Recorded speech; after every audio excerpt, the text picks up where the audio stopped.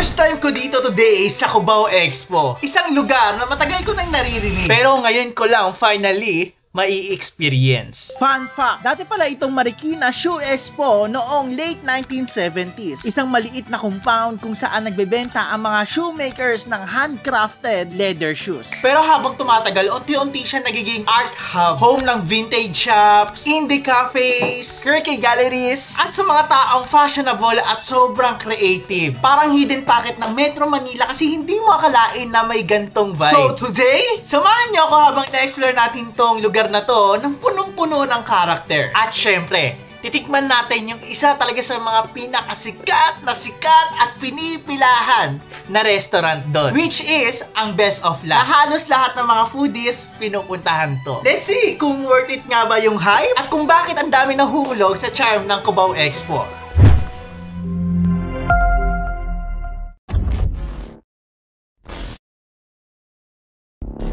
Hey, what's up guys? Muli tayo nagbabalik sa panibago nating video. And syempre ngayon nandito na tayo sa Cubao Expo na kung saan talaga namang pinipilahan at pinupuntahan talaga noon. At ngayon. So ngayon parang na-shock ako dito sa Cubao Expo kasi alam mo yun, nakikita ko lang sa TikTok. Totoo pala, ang gaganda ng pormahan nila. Very sobrang passion nila kasi nga dito sa sa Cubao Expo, puro rin dito, puro ukay-ukay. Syempre may mga kapihan. So, meron din dito sumikat na na resto. Doon tayo kakain mamaya. So, hirapan ako magsalita kasi may singaw ako. So, ngayon hindi ko na ito papatagalin pa at pahabain pa yung intro natin. So, papakilala natin kung sino yung makakasama natin for today's video. So, yes! May kasama na tayo sa video, guys. So, pinapakilala ko ang isang pinakamabango, pinakagwapo. At syempre, grabe naman to. Ang forma, sobrang, alam mo na, nakikipagsabayan siya sa mga dito, sa mga fashion dito sa Cubao Expo. Balong! Fashion gusto,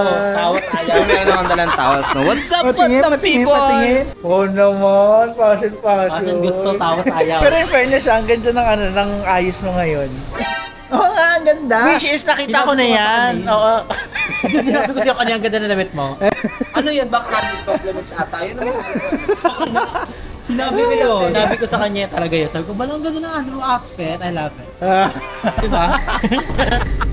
Yung mata. Alam nyo guys, ang dami kasi dito talagang fashion. Tapos bukod sa fashion, sumasabay din yung face card. So may gwapo, may mga ganda. Pero karamihan dito, gwapo. Patingnan nyo yung mga mata ng dalawa. So syempre, ayan, di pa natatapos. Balong, hello. Hello po. Welcome ulit sa vlog ko. Hello. Kamusta naman? Grabe. Nabalitaan ko may bago ka rin camera. Video-video pag may mga ganap. Tapos nabil lang kayo ng ko guys. Telegram! Ba't may Telegram? Sarap eh. Alam mo, sarap niya sa Telegram eh. So ayan, syempre, nakita nyo na yung isa pa nating kasama. Hindi na kita ipapakilala kasi ang ganda-ganda mo din. Thank you. Mabango! Ang ganda ng outfit. May shining, shimmering, splendid. So ayan, Andrew. Wow! Hi. Kamusta naman? Kamusta? I'm doing good. I'm doing blessed. I'm doing Halo Flavor. Galing ko na din yung sakit, kaya Oo nga. Kaya hindi rin kami nagkasama-sama kasi meron ding sakit si Andrew at ang tagal niya nagkaroon ng lagnat. Kaya ngayon, laban tayo. Diba? Balik tayo sa feeling mo ngayon? QC girl.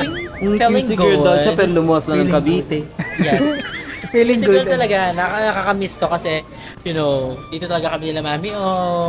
Kami nagagalaga. Sera ka talaga. Sabi na niya, isang daw siyang QC girl. Tika mo, lumuwas ka lang galing Cavite. QC girl lang ako. Quezon City yan at Quezon Province. Check. Pero province daw. Ikot. Wow! Sige, hiluin mo. Sige, go lang. Nahilo ka ikaw. Ang ganda naman ta, shiny. Yes, kakatapos ko lang kasi manood ng volleyball. Nanood kami ng volleyball sa Smart Araneta. Oh. So, thank you so much. Kamusta naman? Kamusta? Ang ganda ng sarap sa feeling. Like, oh my gosh. Like, first time ko manood ng gano'n. Na personal talaga. Nakikita ko sila Valdez, nakita ko sila Lazaro, sila Michelle Gumaba. Lahat. Like, oh my gosh, dream come true. The Hindi ako makasabay sa energy mo. Wait lang ha. Wait lang. And syempre guys, hindi mawawalang kasama natin dito sa QC. Kung bakit napapapunta tayo sa QC. Hindi dahil kay Mami O! Mami QC. Ano? Mami QC. Hi Mami O! Jamie. Say hi! Ba't ba tayo nandito? Wala lang, tambay.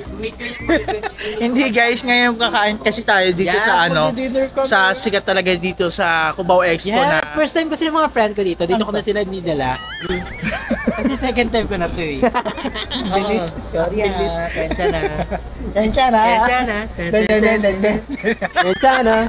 So yun guys, ngayon abangan na natin kasi nakapila din tayo dahil ang dami talagang kumakain dito. Hindi tayo kapila. And- Nakalista. Oo, nakalista na rin kasi dapat magpalista din kayo para alam niyo yun, naka-line up na kayo. So, ngayon ipapakita ko muna sa inyo kung ano yung itsura dito. Let's go.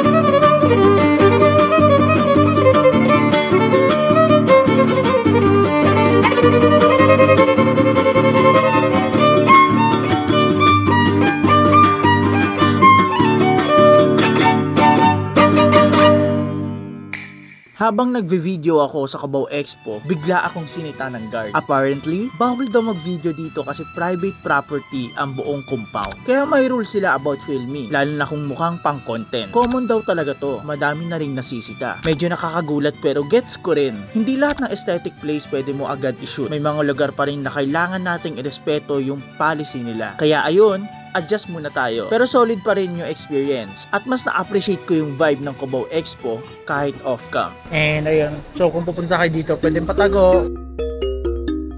Pagkatapos ko masita dito sa Cubao Expo, hindi pwedeng hindi puntahan yung Best of Luck. Isa sa pinakasikat at pinakapinipilahan dito. Ang vibe pa lang sa labas, panalo na. Parang Hong Kong night market na may neon lights at retro feel. First time ko actually dito. Kaya curious ako kung worth the hype nga ba yung food nila.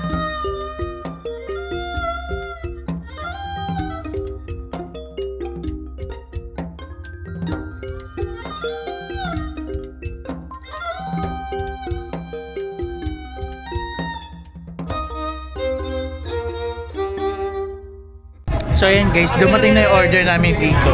And syempre, ang in-order ni Mami O ay, ano to Mami O? Noodles? Famous peanut nila. May lagi na tayo dito. Famous peanut. So parang, ano siya? sauce. It's Oo, made by parang peanut. Thailand food. So meron tayo itong noodles na peanut. Fried rice na may egg, yes. Shrimp na may cheese. I don't know kung anong dressing na. No, meron tayo ditong shrimp, guys. Siyempre, siomai, ayan. So, ayan guys, ngayon nandito na rin yung last order natin na chicken. Ayan. Hindi ko lang kung salted egg yan. Salted egg to, Mami, oh. Oh, yun, salted egg daw to. Unang dumating yung chicken salted. Sumunod yung peanut noodles, tapos yung shrimp salted egg. Grabe, solid yung lineup. So yun guys, kakain na kami. Hindi ako mag-ano, chopstick. Ay, hindi ko na marunong. Hindi. Jamie, you're gonna learn to Diego how to use chopsticks. Marunong siya? Oh. Para kiniri ako masyado nag-rice meal. Ang dami mong rice kanina. Yung lunch yun. Ako mapaparami kain ko. Ikaw? I don't know kung gaano kadami, but let's see. Mahihain din siya. Mahihain din siya. Balong. Alam, pinipilit niya mag-chopstick. Pangyaw! Pangyaw! Yung pangyaw ko, pogi. Pangyaw! So yan guys, ngayon taste test na natin. Isa talaga sa sumigat dito sa Cubao Expo. Okay na na. Siyempre, sa rice muna tayo. Look, sarap. Yung rice manasama yung pagka-fried ng itlog. Ngayon, ito naman tayo shrimp without rice. Hindi siya ganun ka-salted. Pero ang sarap. Sarap na ito guys, salted shrimp. Next natin, itong chicken na to. Salted chicken. Salted chicken. Salted chicken. Sarap. Sarap niya guys. Mamaya sa noodles tayo tikman natin. But ngayon, magra-rice muna tayo. So syempre may pahabol tayo guys. Meron tayo ditong siomai. Steam siomai. Pork to mami. So, pork siomai. Ano, shrimp. Sausaw natin sa toyo, tapos chili oil. May pa yung apple ba? Meron. Iba talaga yung siomai ng mga Chinese. Malaman, malasa, masang-lasa yung pork. So ngayon kain na tayo. Noodles. Yan yung bestseller nila, yung peanut something. Tikman ni Ando yung noodles. This is the noodles, guys. Kaya pala siyang may peanut butter. Ay, di ko lang alam kung ano yun nga. Parang siyang kare-kare. Yun yung lasa niya, parang siyang kare-kare na noodles. Chicken. And eto, natikman ko dito. Ang una ko nakain is pinya. Kala ko manok, pinya siya. Pinya din pala yung nakain ko, kaya sabi ko parang may lemon. Pinya pala yung gusto ko sabihin. Pinya siya, pero I love this chicken. And I love kuya. Pinikinig siya sa tauhan dito, guys. So, yung example ng TDH. Ano yung PDH? Tall, check. Dax, check. Akala ko Taguig General Hospital. Ikaw sa'yo, anong pinaka nagustuhan? Yung view. Yung view. I love the view din siya. Hindi, yung itsura pala ng para talaga siyang Chinese restaurant talaga. Yes, yung red room niya. Yung ganito kasi talaga concept ng Chinese kasi sa kulay kasi sila pagdating sa color kasi they like red kasi yun yung yung red kasi nagsisimbolize ng lucky colors. And yung bet ko dito is yung shrimp and also itong chicken which is ito yung grilled. Oh. Ito, mami, Hati tayo, yeah. What's the best? What's my Among the favorite rest? here? Actually, yung shrimp at saka lahat naman kasi hindi ko na mabilang pang ilang kain na namin dito. Hindi kasi favorite dito ng mga bata. Tapos alam niyo naman, malapit lang to sa bahay. So, yun. Kasi, beef. Beef. Ay, mama, ano na? Mama, oh. Ano sabi mo? Yes, mama, favorite ko na dito. Anak mo pala ito, mami, talaga. Papapalit na siya ng apelyido. Ang pangalan ko na is Andrea Leoga. At saka ano na siya, yung tag dito, magkakaroon na siya ng face recognition, tag dito, thumbnail recognition, lahat ng recognition doon sa pinto namin, papasok na siya doon. Baka mag-ano na ako. Mag-enroll na ako sa Dalasan. Delasing. Okay na. So, ayan, dito daw lagi sila, Mami O. Thank you, Mami O, sa pagdala sa amin dito. Grabe, ang sarap niya, guys. Siguro worth the hype kasi nga nag-trending nga to sa TikTok and ibang platform. So, tagal din na pinila namin kasi mahaba talaga yung pila. So, worth the hype. Masarap talaga siya, guys. So, ayun, guys, sa mga mag-walk-in pala, hanggang 10 PM yung cut-off nila dito. And syempre, asahan yung dagsa yung tao dito, mahaba yung pila. So, mag-wait kayo na matagal. Pero mabilis lang rin naman. Pero na yung mga serving. Sa service, okay. Mabilis yung food. Kasi niluluto na nila, and some other food, guys, parang alam mo yun, niluluto na talaga nila in advance kasi nga ang dami talagang umu-order ng best seller. So ayun yung mga in-order namin, yung mga best seller nila. So yun, kakain mo na ako, guys. Balikan ko kayo mamaya. Guys, so ayan, may pahabol tayo. Ang noodles na peanut sauce, titikman natin siya, guys.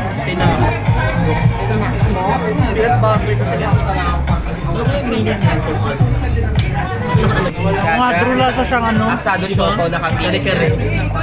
Or kare-kare? Lasang kare-kare siya, guys. Peanut butter. Nga, kasi nga kare-kare. Basta lasang kare-kare siya, guys. Ang sarap.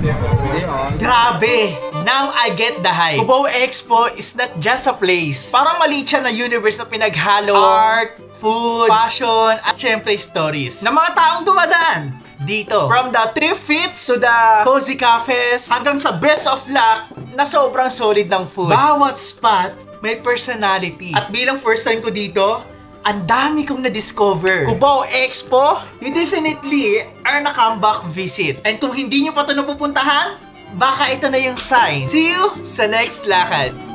First time ko lang talaga makapunta sa Cubao Expo. At kahit bawal mag-record sa loob, enough na yung experience. Isipin mo, nakatapang ako sa isa sa mga iconic at historical spot dito sa Pinas. Nakakatuwa kasi kung ako lang, di ko sure kung makakapunta ako. Pero dahil kay Mami O at sa blessings niya sa amin, nandito ako ngayon. Pati food, nilibre pa niya. Sabi sa James 1:17, every good and perfect gift is from above. At oo, minsan ganito lang yung gift, isang simpleng araw, bagong lugar, at kasama mong family. Kaya thankful ako today, simple lang, pero punong-puno ng saya, kwento, at pasasalamat.